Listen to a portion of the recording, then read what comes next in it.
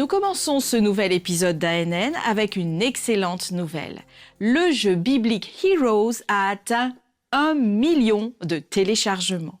Divertissement, interaction et connaissance approfondie de la Bible. Ce sont quelques-unes des attractions du principal jeu biblique de l'Église adventiste du 7e jour qui a récemment atteint 1 million de téléchargements.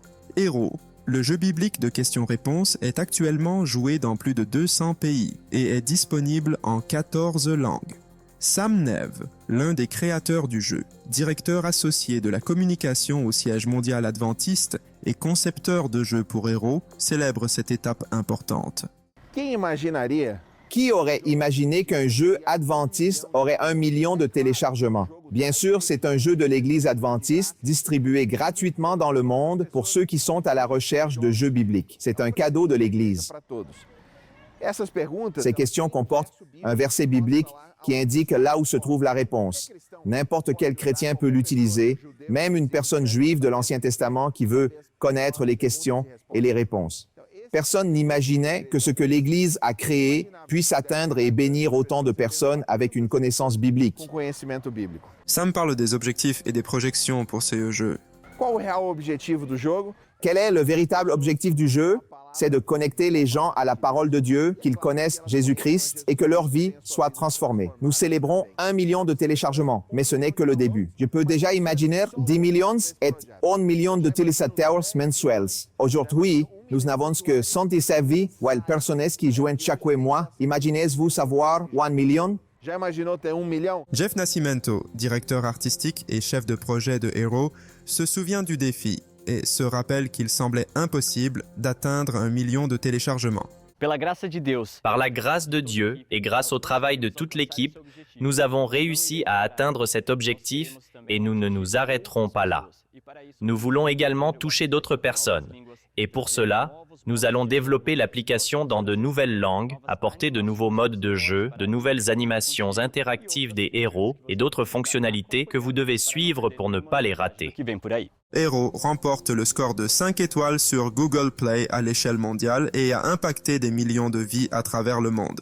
Ensemble, les utilisateurs de l'application ont joué plus de 33 millions de minutes et ont répondu à plus de 93 millions de questions bibliques.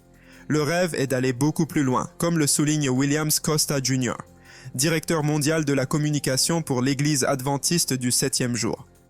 1 million de téléchargements est un chiffre extraordinaire. Nos débuts étaient modestes et humbles, puis ça a grandi, évolué et s'est étendu. Aujourd'hui, nous avons ce résultat. Mais le rêve est d'atteindre 10 millions qui téléchargent Heroes et apprennent sur la parole de Dieu, en jouant et en étudiant. À travers des études bibliques, telles que La grande question et comment devenir un héros, Hero favorise l'approfondissement de la Bible et éclaircit les doutes sur les sujets actuels. Plus de 30 000 leçons d'études de la Bible ont été organisées à ce jour. Sam Neve invite les héros de la vie réelle intéressés à sauver les autres et à les amener à Christ à travers le jeu. Si vous connaissez quelqu'un qui aime jouer ou qui a un téléphone portable, c'est gratuit. Que ce soit sur Apple Store, si vous avez un produit Apple, ou sur Play Store, si vous avez un Android. Voilà, j'espère que vous continuerez à aimer le jeu et à le faire connaître autour de vous.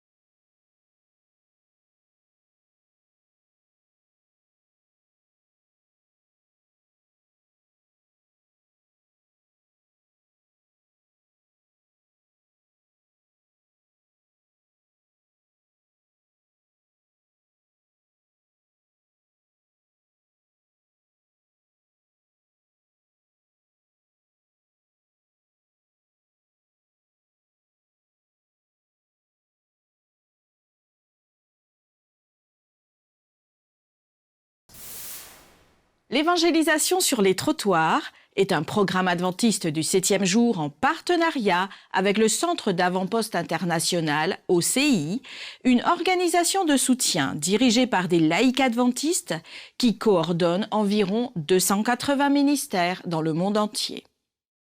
Le projet mobilise les adventistes laïcs pour la mission avec l'idée simple de monter des tentes sur les trottoirs des grandes villes pour inviter les passants à des études bibliques.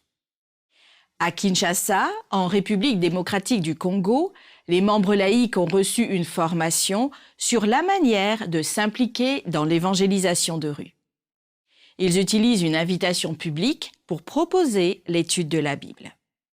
L'initiative « L'évangélisation sur les trottoirs » fait déjà une différence tangible dans la diffusion de l'Évangile en traversant certaines grandes villes d'Afrique et peut potentiellement s'étendre à d'autres villes et régions du monde. L'Église adventiste aux Philippines a organisé une formation pour les responsables du ministère des enfants. Le séminaire s'est déroulé à Cebu City et avait pour thème « Combler le fossé ». Chaque enfant compte.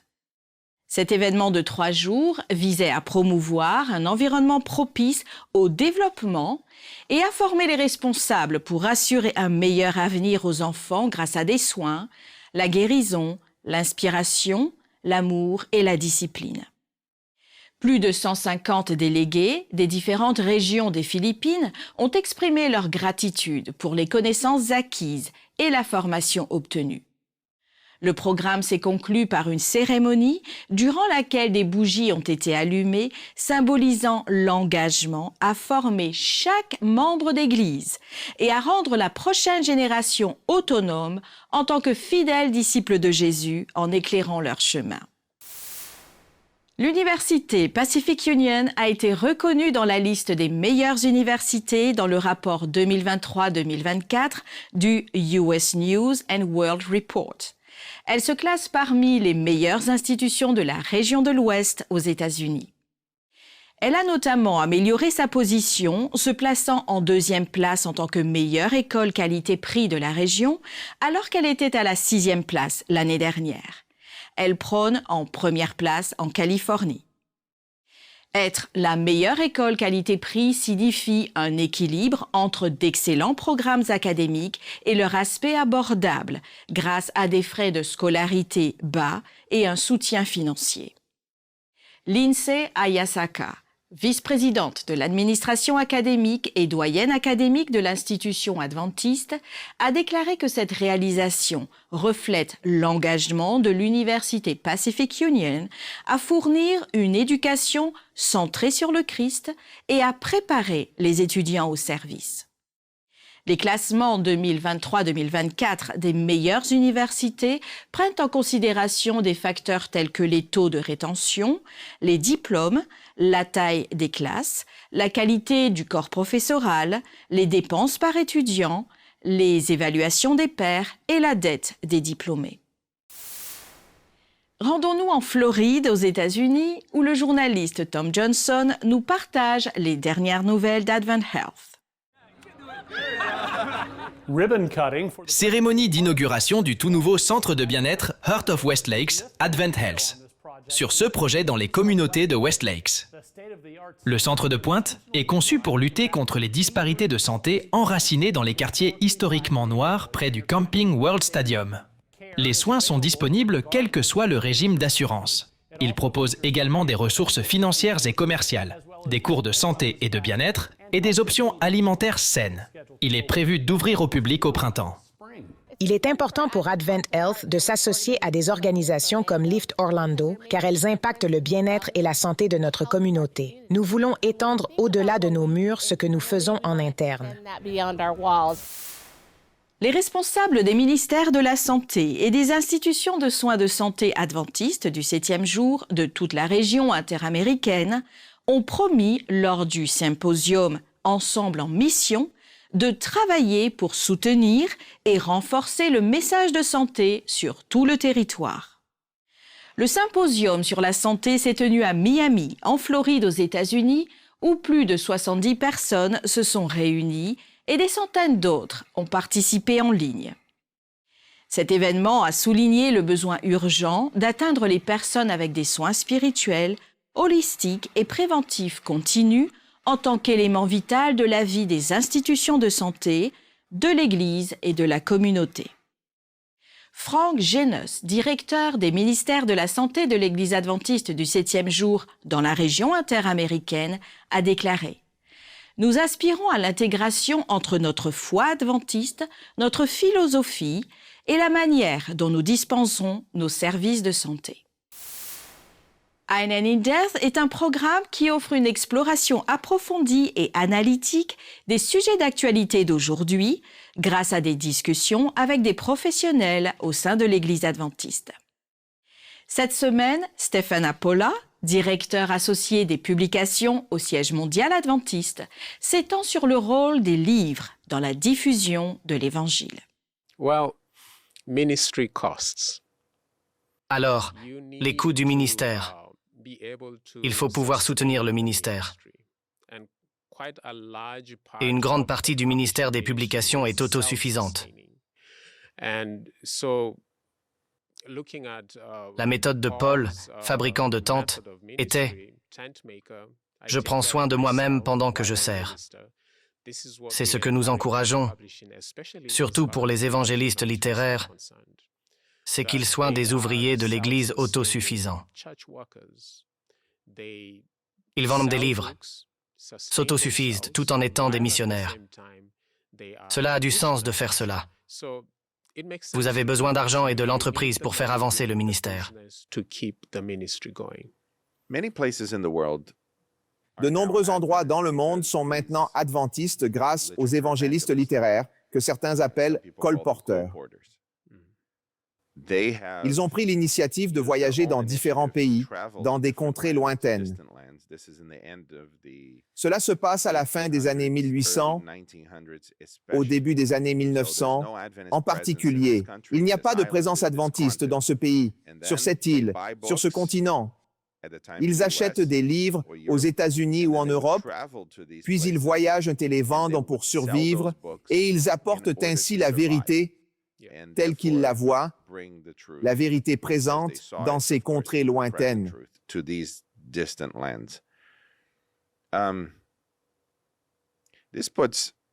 Ça place la publication et l'évangélisation littéraire au cœur de la mission car l'Église ne pouvait pas se permettre d'envoyer des missionnaires dans le monde entier. C'est exact. Ce modèle autonome a aidé les continents et les pays. Après la pause, nous serons de retour avec plus de nouvelles sur ce que font les adventistes dans le monde entier.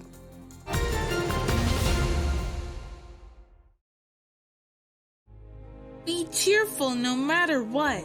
Pray all the time. Thank God no matter what happens. This is the way God wants you who belong to Christ Jesus to live.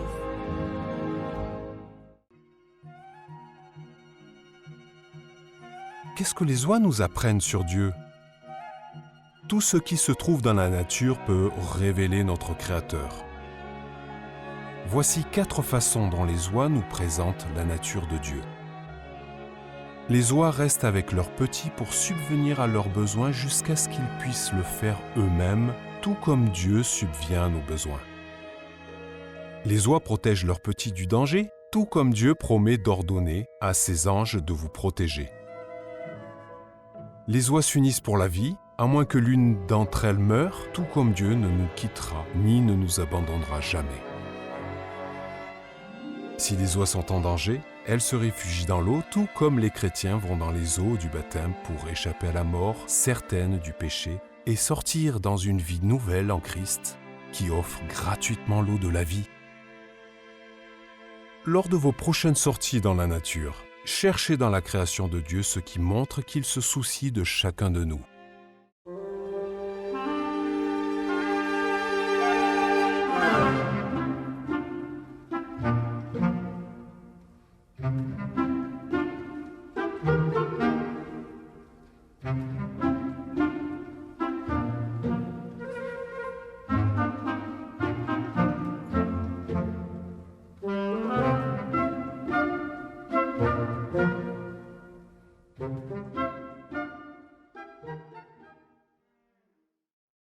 For everything God created is good, and nothing is to be rejected if it is received with thanksgiving, because it is consecrated by the Word of God and prayer.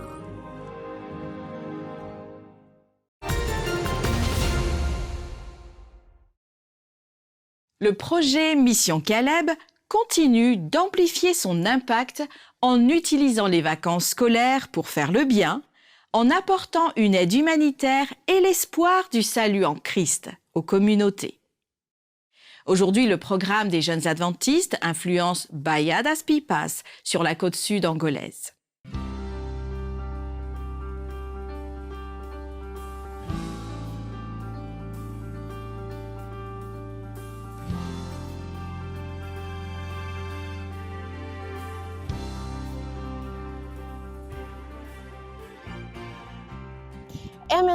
C'est la deuxième fois que je participe à la mission Caleb et la première fois que je suis ici à Bahia das Pipas.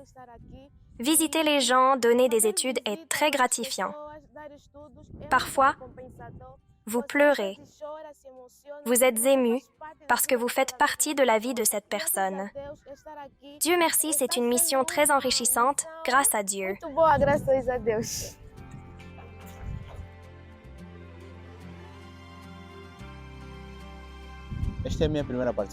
C'est ma première participation à la mission Caleb. C'est une expérience très enrichissante.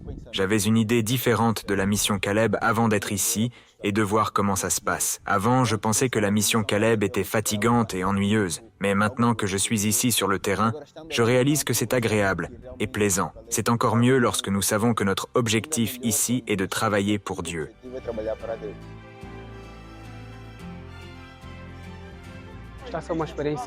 C'est une expérience formidable, incroyable, surtout en tant que coordinateur. C'est un travail difficile, qui demande du sacrifice et nécessite une grande communion avec Dieu. Je remercie tous les coordinateurs de prière et tous les autres qui ont beaucoup aidé. C'est aussi une bénédiction de travailler avec les Caleb obéissants qui font ce que les coordinateurs demandent. Les conférences ont été très intéressantes. C'était merveilleux. Le nombre de visites était très significatif et par la grâce de Dieu, nous voulons croire et nous voulons, de plus, nous faire baptiser pour le royaume de Dieu.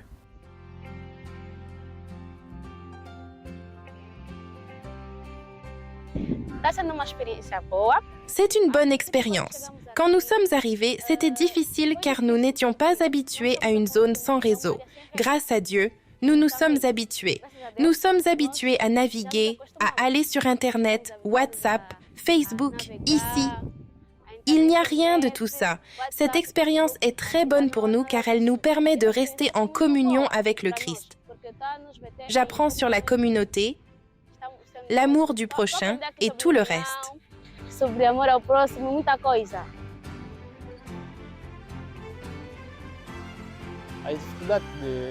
Les difficultés pour arriver jusqu'ici sont énormes. Il y a un morceau de chemin, un peu de terre battue, des travaux de terrassement, des trous. Nous avons endommagé les pneus, risqué le véhicule, mais au final, c'est gratifiant car nous travaillons pour le Seigneur. On dit que si vous n'êtes pas fait pour servir, vous n'êtes pas fait pour vivre non plus. Donc nous faisons cela parce que nous avons conscience que c'est une mission. Tandis que certains partagent la parole, d'autres doivent rester derrière pour apporter les provisions. Nous devons le faire tous les jours, mais à la fin, c'est gratifiant.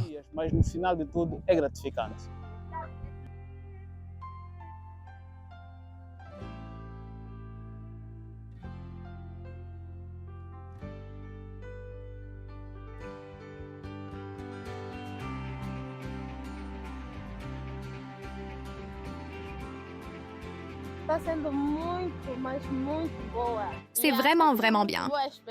Cette expérience de frapper aux portes et de parler aux gens est très agréable. C'est merveilleux car ils nous accueillent avec beaucoup de sympathie et d'enthousiasme. Je peux même dire qu'elle est bénie successivement. Oui, très bénie.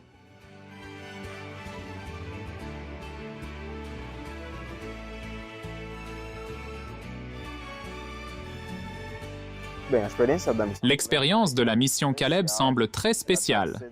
Elle est en effet très stimulante, je l'avoue. C'est la deuxième fois que j'y participe, et grâce à Dieu, j'ai déjà le privilège de participer en tant que coordinateur. Juste pour que vous compreniez, l'idée que la mission Caleb est un projet difficile, stimulant, m'a beaucoup aidé. Cela m'a préparé psychologiquement pour le travail. Savoir que je vais devoir faire face à quelque chose de difficile, d'une façon ou une autre, m'a aidé à me préparer à affronter certains impacts de la mission.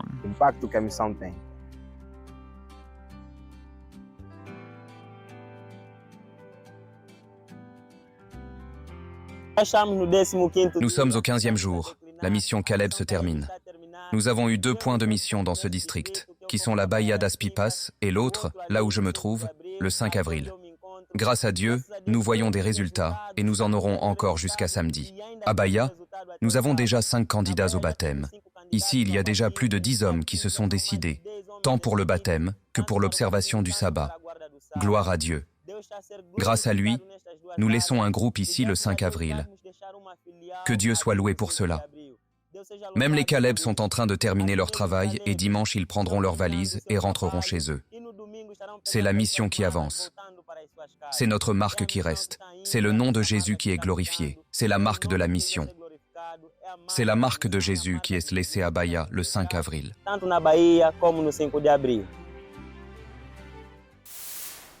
Animés d'un esprit de salut et de service, les clubs des explorateurs de la région sud de l'Équateur ont participé à la Semaine de l'Écharpe, où ils ont démontré leur engagement envers l'Église et les communautés locales. L'événement a célébré les 73 ans du Club des explorateurs, un mouvement mondial d'enfants et de jeunes adventistes. À cette occasion, les explorateurs ont participé à plusieurs projets de service, notamment le nettoyage des parcs, la réparation des églises, la fourniture d'articles essentiels et de dons alimentaires aux personnes dans le besoin, ainsi que l'aide aux personnes handicapées. Les jeunes du sud de l'Équateur ont également organisé une cérémonie spéciale d'investiture et de baptême où 94 explorateurs ont donné leur vie à Christ. De jeunes missionnaires ont partagé la bonne nouvelle de Jésus à Ségovie, en Espagne, lors du camp d'évangélisation des jeunes. L'initiative a été organisée par le département des ministères personnels et évangélisation et le département de la jeunesse de l'Église adventiste du 7e jour dans le pays. Pendant 10 jours, les jeunes étaient en charge de 3 tables missionnaires où plus de 800 livres ont été distribués. D'autres activités telles qu'un spectacle de marionnettes ont attiré l'attention des jeunes et des moins jeunes. Le samedi, le sofa du sabbat a été installé, une initiative visant à arrêter les passants et à les encourager à s'asseoir et à se reposer un moment. Une fois assis, ils étaient invités à réfléchir sur le temps perdu et l'importance de se reposer au moins 1 jour par semaine. La semaine de l'Évangile a été plantée en Ségovie. Maintenant, les adventistes de la région attendent de voir la croissance et les fruits qui en découleront en temps voulu.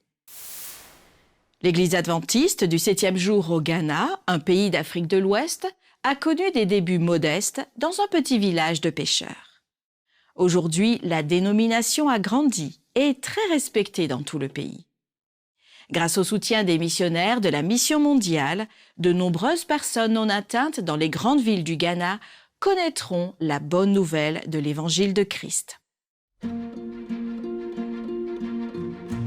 On pourrait penser que l'œuvre adventiste du 7e jour au Ghana a commencé dans une grande ville.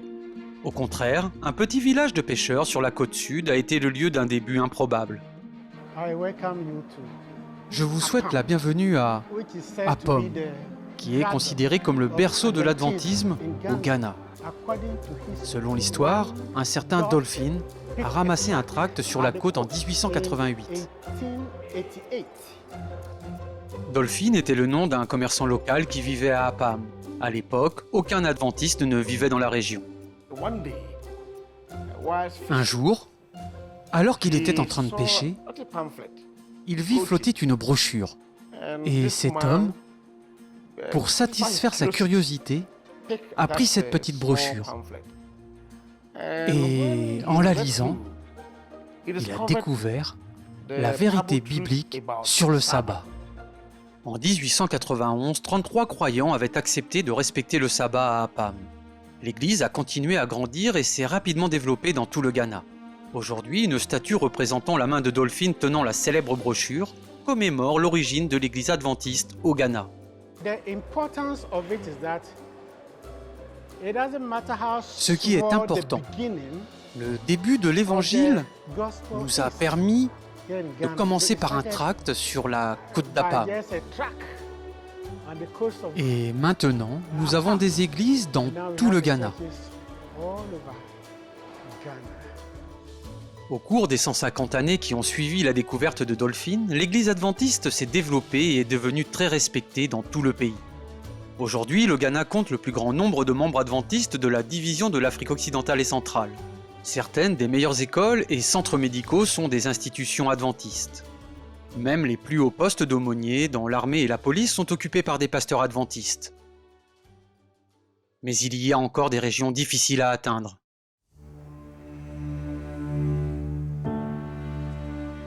Memba est un jeune pionnier de la mission mondiale dans le nord du Ghana. Il s'efforce de créer de nouveaux groupes de croyants dans des communautés qui n'ont pas d'antécédents chrétiens. Parmi ses nombreuses activités de sensibilisation, il est devenu enseignant bénévole afin de pouvoir toucher les étudiants qui ne sont pas d'origine chrétienne. L'église adventiste se développe au Ghana, mais à un rythme lent dans la région du Nord. J'ai décidé d'enseigner l'éducation religieuse et morale. J'ai donc choisi de leur enseigner ce qu'est réellement le christianisme. À l'heure où je vous parle, chaque sabbat, environ 35 élèves fréquentent l'église. 10 d'entre eux m'ont assuré qu'ils allaient choisir un lycée dont l'éducation est celle qu'offrent les adventistes du 7e jour. Le travail des pionniers de la mission globale comme Memba est essentiel pour toucher les populations des communautés non encore atteintes au Ghana et dans toute l'Afrique de l'Ouest. Il y a beaucoup de personnes au Ghana qui n'ont pas entendu la bonne nouvelle. Et avec le soutien des pionniers de la mission globale et de leurs projets, les gens vont s'habituer à entendre le message. Ils entendront la bonne nouvelle et cela change des vies. Plusieurs témoignent de notre Dieu et cela se fait par l'intermédiaire des pionniers de Global Mission. Merci de prier pour le Ghana et la division de l'Afrique occidentale et centrale. Il s'agit d'un domaine difficile qui comprend des villes avec une grande présence adventiste, mais aussi des régions avec très peu d'influence chrétienne. Merci pour votre soutien dans cette région du monde. Merci d'avoir suivi ANN. Rejoignez-nous la semaine prochaine pour plus de nouvelles du siège de l'Église adventiste du 7e jour. Saviez-vous que l'Église adventiste du 7e jour a une chaîne YouTube où vous pouvez regarder ANN vidéo, ANN in Depth et plein d'autres vidéos étonnantes sur la prophétie, la santé et l'étude de la Bible? Cliquez sur le bouton « S'abonner » pour ne jamais manquer une nouvelle vidéo. Vous pouvez également nous laisser un commentaire ou un sujet de prière. Une équipe prie pour vous 24 heures sur 24 et 7 jours sur 7. Avant de nous quitter, voici une bonne nouvelle tirée de la lettre aux Éphésiens au chapitre 2 et au verset 4 à 6. Mais Dieu, qui est riche en miséricorde, à cause du grand amour dont il nous a aimés, nous qui étions morts par nos offenses, nous a rendus à la vie avec Christ. C'est par grâce que vous êtes sauvés. Il nous a ressuscités ensemble et nous a fait asseoir ensemble dans les lieux célestes en Christ. Ainsi s'achève notre programme de cette semaine. N'oubliez pas que vous pouvez toujours visiter adventiste.news/fr pour des nouvelles quotidiennes et des vidéos. À la semaine prochaine pour d'autres nouvelles de foi, d'amour et d'espérance. Que Dieu vous bénisse.